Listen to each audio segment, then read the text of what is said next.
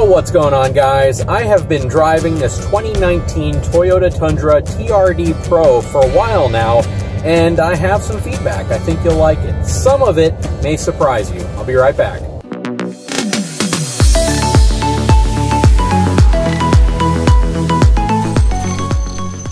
Now, in terms of overall power, this truck is not lacking it at all. The 5.7 liter V8 in this truck is a carryover, and it's been in this truck for a while, but at no point in any part of the power band do you feel like you're lacking power, even when you're towing. This is just a beast. A lot of people may not know, but I used to own a Tundra. I owned the first edition. It was a 2008 Toyota Tundra Limited. It was two-wheel drive, but it was the TRD package, and at no point did I ever feel like it wasn't capable of towing, accelerating, or moving. And I get that exact same feel with this truck. It's just a very capable, very reliable engine transmission setup. Now, what is interesting is that the tires that are on this specific truck are Michelin LTX AT2s, which are the same tires that come on the Super Duty if you get it with the FX4 package and four-wheel drive. It's a 275/65 R18. I would have guessed they would have put a more aggressive tire on here simply because this is more of your standard LT truck tire and not necessarily that of an off-road or even a mild off-road tire. It just doesn't really have the tread to go in a lot of areas you might want to take this truck. There are a lot of things that this Tundra doesn't have and aren't available that you would like, but at the same time, there are a lot of things that it does have that are really nice and make this truck very desirable. First of all, and probably foremost, is the price tag. It's not an overly expensive truck for what you get.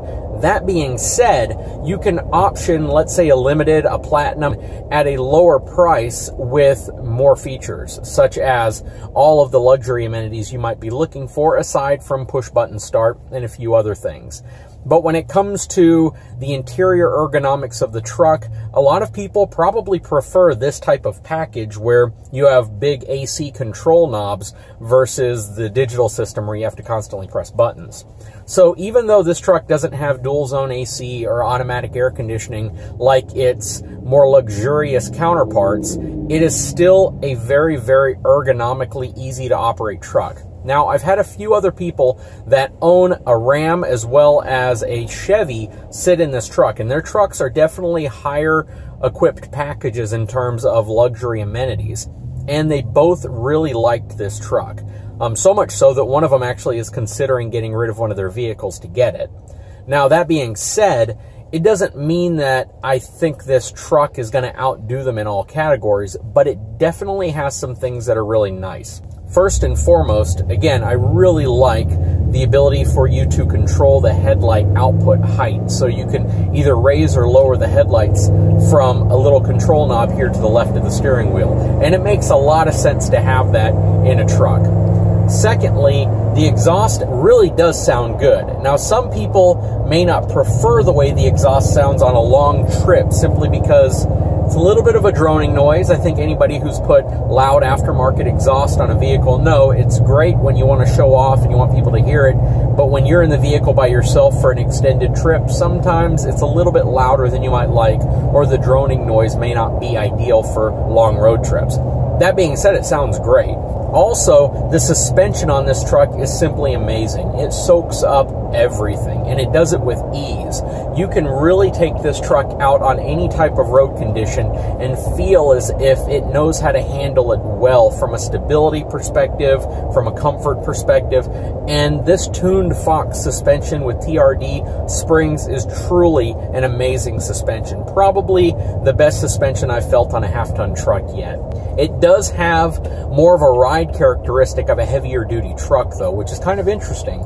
So a lot of people that get into these trucks get into them wanting a very, very luxurious truck ride, but then when they get it, they want it to feel a little bit more capable in terms of ride and handling. And this truck definitely has that more capable feel to it for a half-ton truck.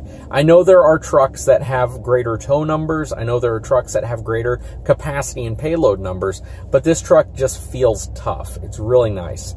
You know, I like the look of the hood scoop up front, but I'm not a big fan of throwing on a cosmetic-only hood scoop. That being said, I'm not really against it because there's a lot of things people put on trucks that are purely cosmetic and not necessarily functional. Sometimes aftermarket wheels, sometimes chrome trim, sometimes they black things out, and all of that stuff isn't functional at all. It's purely cosmetic, but people do it anyways. Sometimes even lift kits. Some people put lift kits on their vehicles and never intend to use them. And finally, just the amount of room you get in this truck. It does not feel like a cramped small truck at all. It feels like a big full-size truck, especially if you're sitting in the back. If there's one thing Toyota did very, very well with this truck is give you a huge amount of back seat room. In my opinion, it feels much larger than any other truck on the market. And if you have people sitting in the back, it's not a bad place to be because it's a very comfortable seat as well.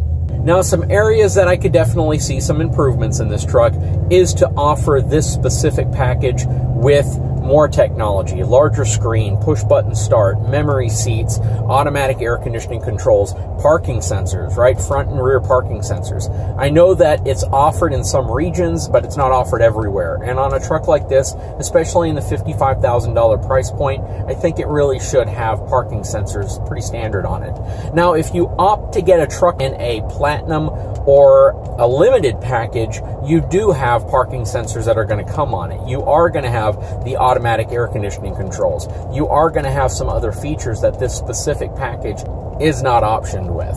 Overall, though, I have really enjoyed having this truck. It is a beautiful truck from the outside.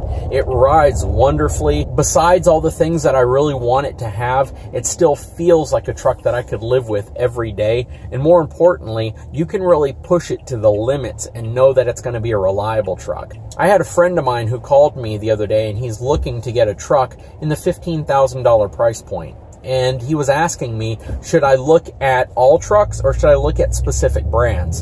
And I told him, you know what, if you look at a Tundra, you're probably going to be okay so long as the truck wasn't just completely abused and so long as whoever owned it before took care of it.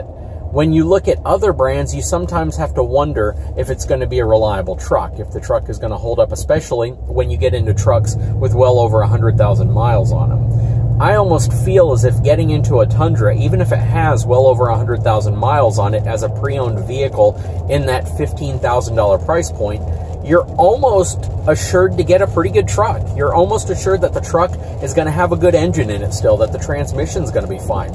Sure, there are other components that are attached to the engine, like the alternator, power steering components, other things that can go out because they're not made by Toyota, they're made by other brands.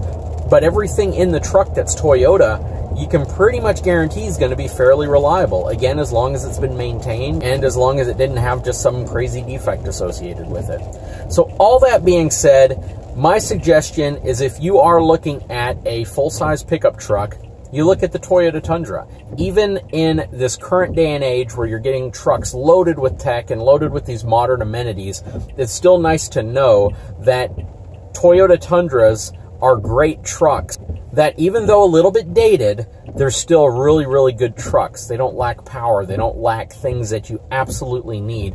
And at the core element of things, it is a very, very functional truck that's very well laid out, very well thought out, and is probably going to last you forever. Overall, guys, driving this truck for a week has just kind of reconfirmed how the simple approach Toyota takes to their trucks sometimes pays off. They haven't had to make a lot of changes to the truck, and it still feels very relevant. It is definitely a truck that if you're looking for a crew cab, if you're looking for an off-road package, truck that looks good, sounds good, can really move, gives you a lot of nice, comfortable luxury features, but may not have them all, and you're in that $55,000 price range, probably closer to $50,000 after discounts and incentives and such.